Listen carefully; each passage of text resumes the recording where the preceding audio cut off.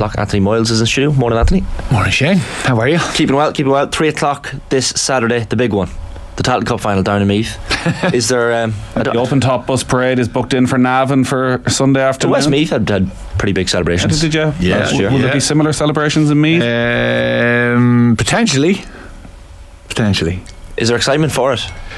Hard to gauge, really. I think there is. Did a bit of an open evening the other day with the players, and I believe it was a good turnout.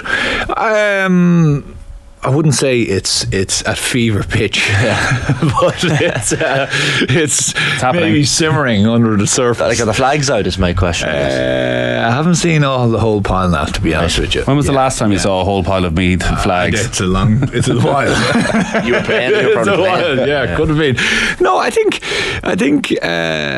Yeah, weirdly, there's junior championship actually this weekend. Weirdly enough, right? Not that may take much from it, but yeah, I think. Look, people are looking forward to it in the sense of I'd say people are just want to see the team develop and move on and try to obviously secure Sam Maguire football for next year. I don't know, there's a bit of a weird sense in me at the moment with the whole thing. I get that feeling anyway, in the sense that people understand that, it's a rebuilding process. I think there are people who are, well behind the team, but it's the same. It's a second level championship competition, and I suppose it's just not going to have that same kind of draw, and that's just being totally straight with you. I guess we won't know probably until this time next year what it all means for Meath is the other thing, because on the one hand, winning is a habit and a very nice habit, and maybe they kick on and they bring momentum if they win at the weekend into the league next year. On the other hand, Colin O'Rourke's style of football and wanting to go a bit old school and kicking the ball in, maybe that works in the Tailteann Cup, but then you're back to reality. Yeah, I think I think the average age of the Down team is probably about 23, 24. I'd say it's pretty similar on the Meath team. So two very, very young teams. I think two counties that have obviously proud tradition and that need to, I suppose, realise and maybe have realised over the last 1 or 2 seasons that actually things are different now and we need to do things a la Derry. So we need to change things in lots of respects. Club, development squads, how coaches are developed, how coaches are trained, all the way up to the top table. So I think there's still a lot of work to do there. I think there's still a good bit of work to do there in Meath. I'm not sure about Down. Are Meath, how far are Meath off, say, a Cork? Because Cork had such a brilliant year, but are Meath far off that? They're not far off it in the sense. I still think we're 1 or 2 probably really good forwards off it. My fear for this weekend, and just to go back to Nathan's point, I think this is all about development. You heard Pierce Laverty talking the other day, the Down captain, about developing the squad, getting into Sam Maguire football for next year, having that guarantee, having that card in the back pocket, regardless of what goes on up in Ulster. For me, again, obviously the same type of thing, probably a little bit less of a treacherous road, shall we say, although Leinster is improving and getting a bit more competitive. So it's important for the lads within the squad. Listen, he as a manager, as in Colin O'Rourke, has now had them for an extended period of time. They could have been gone 6 weeks ago. So now he's had an extra 6 to 8 weeks to actually train with these fellas, see what they're like. He's blooded loads of new talent, loads of fellas getting their debuts and coming on and playing. So they're gaining confidence. There's lots of 18, 19, 20 year olds, so it's good for both squads. Have any of them stood out?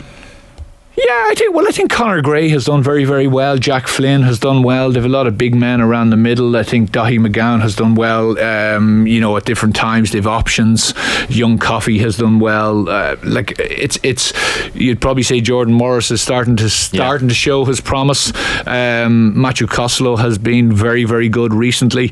My worry with Meath coming into this game is the last time they played Down kicked, I think, 17 wides. 16, 17 wides. That's a part of the park. that's a haul. And Parnell Park is a tight pitch. Yeah. It's the surroundings around it. Like Croke Park, whatever anyone wants to say, it plays big. It plays wide. It's very difficult to keep it compact. And Down will love that, because Down will come at you with pace. You saw against Laois. Now that was a bit of a misnomer, to be honest with you.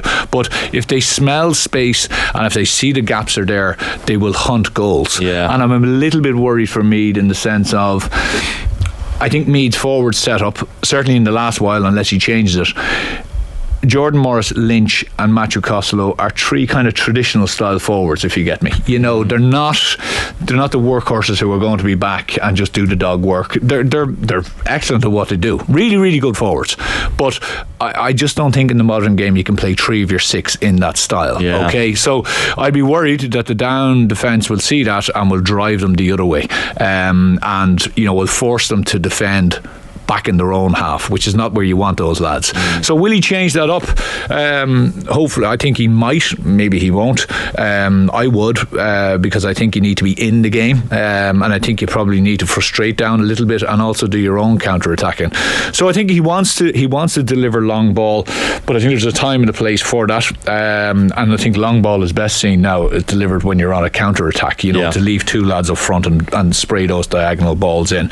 But look, it's great. It is good to be in a final. It's great for the players involved. They will approach this all the approach over the last week or two, even meeting young fans and all that. That's all dealing with that. So it's experience for the future, hopefully, for them, that they're in a Leinster final or whatever it is. Did see a couple of Meath and Down fans not complaining but voicing their opinions online about the fact that this game could have maybe been put with the Kerry and Derry match, maybe to allow more Meath and Down fans to go. I know it's a sellout on Saturday. A lot of Dublin and Monaghan fans will obviously be in Croke Park. I don't know, is that anything in that? I don't. Yeah, there might have been, but look, the players. It's a minor thing. Yeah, perfect. Most of the Meath fans want to stick around and support the Dubs as well, don't they? Of course, yeah, naturally enough. There you go. Yeah, absolutely. And that's what you have to deal with, of course, with my colleague here on the left. But no, look, it's. Nathan is actually he's right to some regard, in the sense of obviously all the families, an awful lot of families that have moved into Meath from Dublin and obviously neighbouring counties such as Kildare, etc. There has to be something to shout for those kids. They have to be able to look up and see heroes, so in that sense they have to be able to see them on television. They have to be able to see them in big games, so they have to aspire to be these kids or be these players. So I'm definitely seeing more jerseys around and all of that different stuff. So look, it's a good one. I'm not, to be honest with you, I think it's going to be a total shootout. I can't see it being a low scoring game. So not the way Down play. No, and I think Meath will probably say, right, well, we're just going to go toe to toe with you and just see what happens. It is the curtain raiser for the 5:30, the opening semi-final between the Dubs and Monaghan.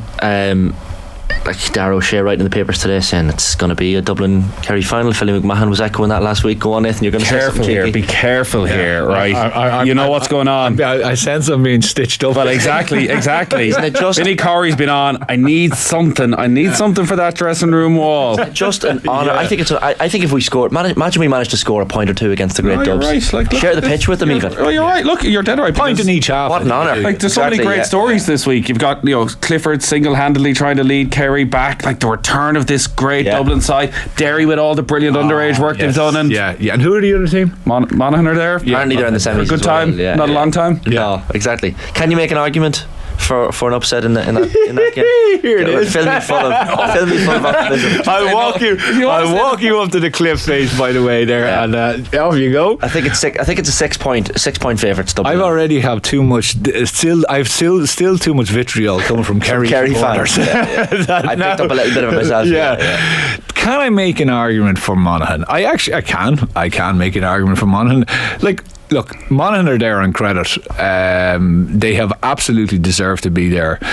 I think they were slightly lucky the last day. Okay, but at the same time, they were in the game, and when it looked like the game was going away from them, that never say die attitude, and that's not a flippant argument. You can't just say, some teams have it and some teams genuinely don't have it, and they have it. They have. We spoke about this the last day about Vinnie Corey and the embodiment of that he has, and the players have taken that mantle.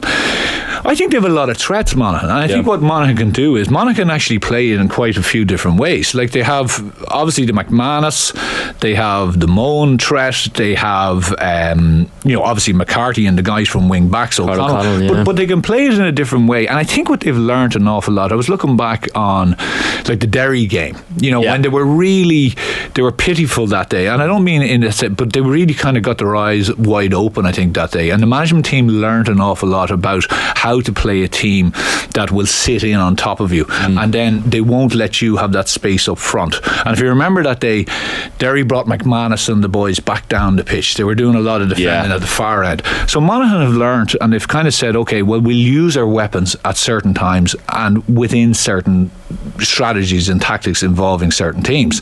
So I think they'll look at this Dublin team and say, okay, is McManus, is he the man to actually have on at the start to try to worry that full back line, or is he someone that we can bring in?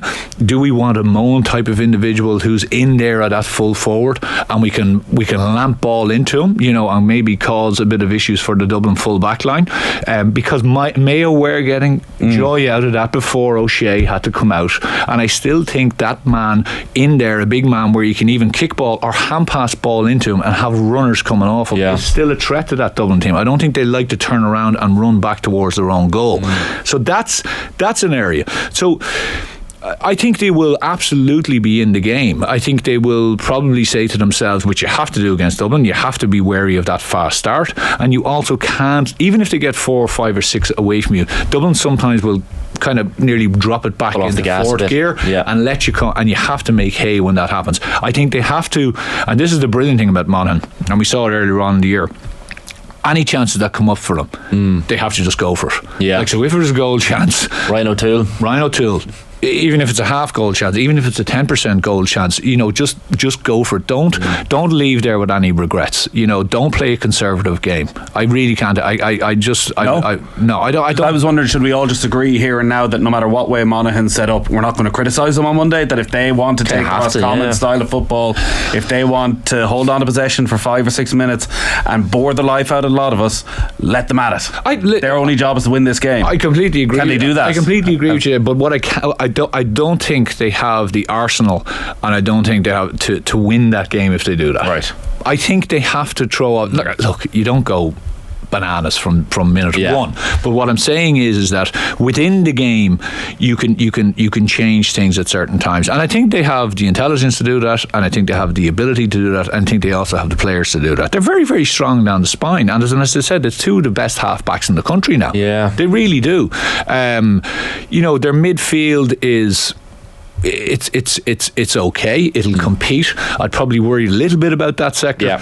And then their half forward line are combative, and they're going to have to be, because the Dublin half-back line, I don't think they will play McCaffrey. I don't think they'll start him, regardless if he's 100% or not. I think he is that, that jack in the box, that ace in the hole that they have to come on when the game is stretched. So then I think it will come down to a bench situation as well. Yeah, the goals thing is interesting, because like in the league game when Dublin got relegated in Clonus at the end of last season, Dublin hit 118 in Clonus, but Monaghan managed to put up 313, so they're obviously targeting goals. I think Jack McCarran got 2-5 or something that day. The McManus one is interesting. I'd probably bring him off the bench like the last day. Like the impact there that he had against Armagh was clear and obvious. Maybe some people might disagree, but it seems to be working so far this season, because there's a lot of young, fast attacking talent to that Monaghan team that maybe can start the game for you. I think that's what you need. I think that's what you need. You need to go, as I say, toe to toe. So what Dublin will do, whether it's Merchant or they'll bring that massive pace coming from the back line. Just trying to catch it. What can't happen is Monaghan can't really get caught in a loud type situation, which is, I'm saying go toe to toe with them. But what you can't do is you can't all press forward and be exposed in that quick break, right? So I think McCarran's positioning will be interesting. Do you remember before where he would actually come out from full forward and he was kind of playing that quarterback role in the half forward line? I think he is good at that, but I think what they can do with McManus, leave him on the bench, do that with McCarron, try to control the ball when they have it and not press so many forward, and have the likes of McCarthy and O'Connell coming at pace and kicking those long range scores. That's kind of how your first half would match up. And if you watch most games, and really Dublin, when they did the massive damage, it literally was 5 minutes after half time. Like that 5 minute spell from 35 to 40, they scored I think 1-4. So they went from, I think it was maybe 1-7 to 6 to 2-8 or whatever it was. Like, I mean, they just that was it. That was it. Game over. But they squeezed them on the kickouts. They won 3 of 4, and the only one that Mayo got was the one that went over the sideline, if you remember. And I think it was the lad who is centre half forward, sorry, for Mayo. Jordan Flynn?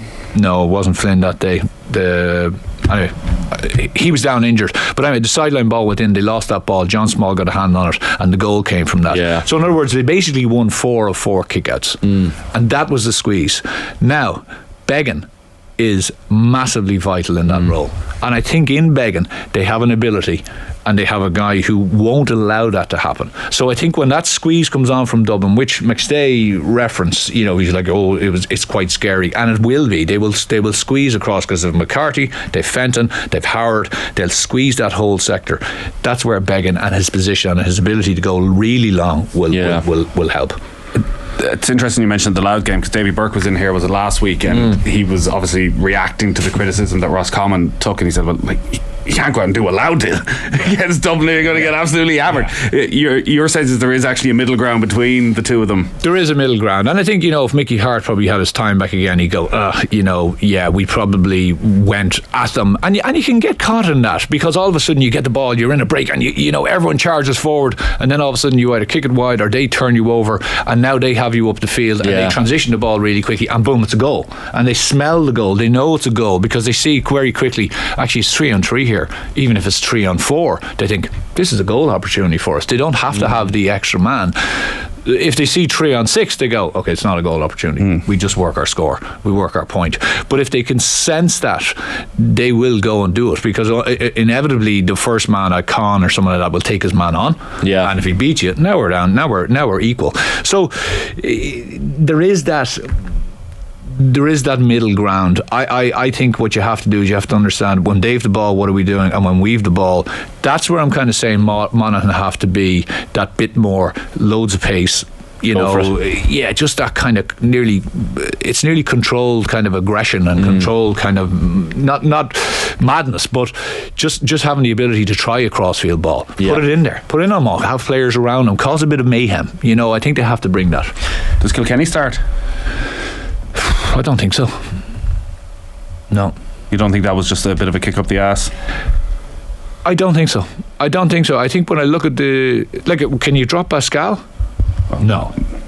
So Scully's moving well now, and what Scully does is it's really, you know, one of those where you have to watch him for the game, because he just does stuff that people don't see. He blocks off areas where fellas look up to kick and they're like, there he is. You know, he's always an out ball. Always an out ball. In you're struggling in defence, you look up, boom, he's there, and then he'll bring it those extra 10 yards. So where fellas are struggling, you know the way sometimes he looks like he's kind of just languishing along, but he just injects that pace and he's moving away from you, and all of a sudden you're up the pitch.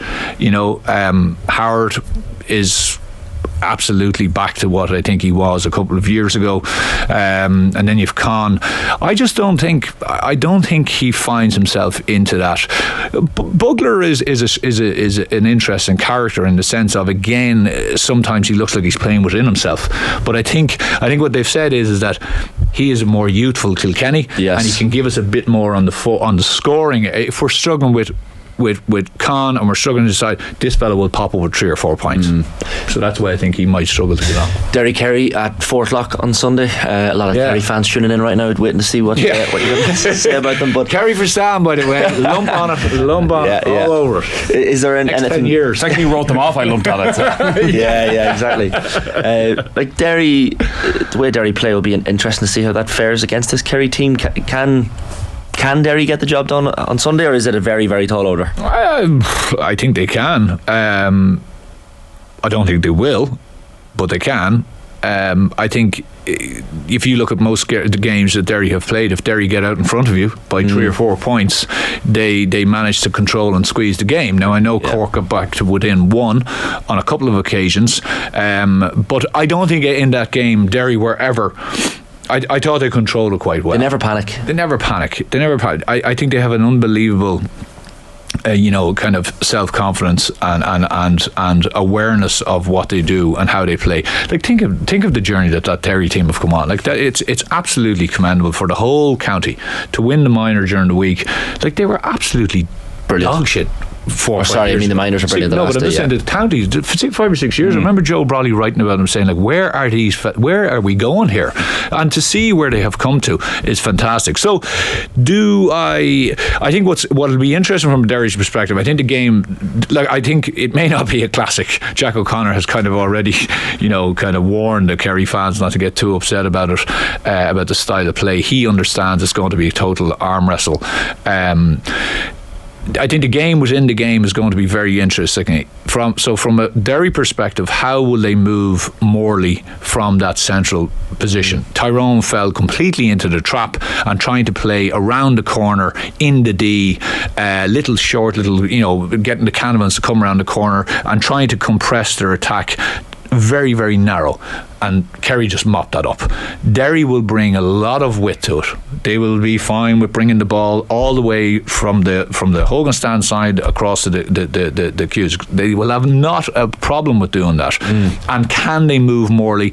Can they do their little one where they isolate Rodgers in the middle of the field and look to get a couple of scores from him, and obviously trying to get McGuigan on the ball in full forward, because he was purring off the last day, like from play. Yeah, he got 5, I think, in 5 frees or 4 frees. He was poor a little bit the last day, but teams are working out that if you stop him, you kind of stop Derry.